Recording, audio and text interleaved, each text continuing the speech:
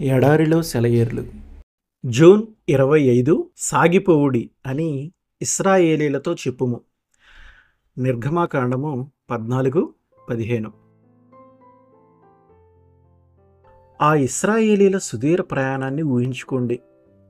ఆశ్చర్యంతో నోట మాట రాక స్తంభించిపోయిన తమ తల్లిదండ్రులను చూసి తమ ఆనందాశ్చర్యాలను ప్రదర్శించడానికి జంకుతున్న చిన్నపిల్లలు, చావు కంటే దురదృష్టకరమైన ఆపద నుండి అనుకోని విధంగా తాము తప్పించబడటం చూసి పట్టరాని ఆశ్చర్యంతో గుసగుసలాడుకునే స్త్రీలు, వాళ్ళ పురుషులేమో ప్రతి అద్భుత కార్యం జరిగినప్పుడు తాము ఎందుకు మోషేని వ్యతిరేకంగా గొనుక్కుంటున్నామా అంటూ సిగ్గుతో తలలు వంచుకున్న దృశ్యాలు ఎన్నెన్నో.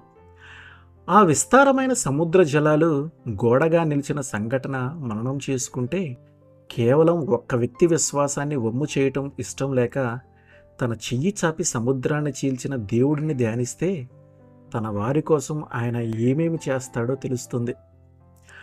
ఆయన ఆజ్ఞాపించిన దాన్ని తూచా తప్పకుండా ఆచరించటానికి భయపడవద్దు. మహాఘోషతో నీ దారికి అడ్డుగా నిలిచిన జలరాశి మిడిసిపాటుకి కలవరపడవద్దు.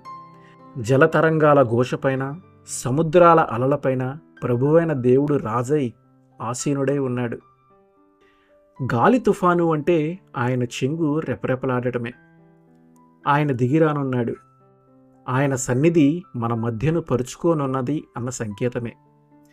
ఆయనపై నమ్మకం ఉంచండి.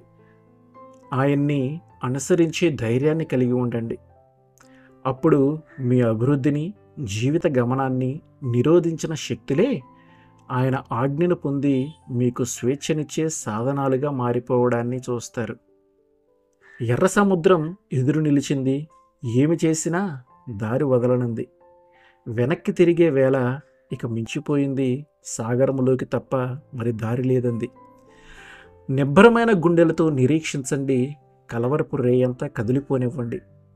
ప్రచండ వాయువును పంపి దేవుడు జలకూడ్యాలు నిలబెడతాడు.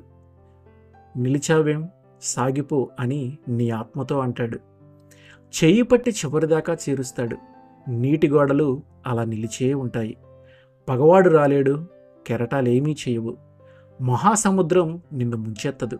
తరంగాలు తలెత్తవచ్చు, వాటి నొరగా బుసలు కొట్టవచ్చు. నీ అడుగులైతే ఆరిన నేల మీద దేవుడు వేసిన బాటలోనే నీ స్తుతిపాట. మేఘం క్రింద ఉదయపు మహిమలో దైవ దర్శనమవుతుంది.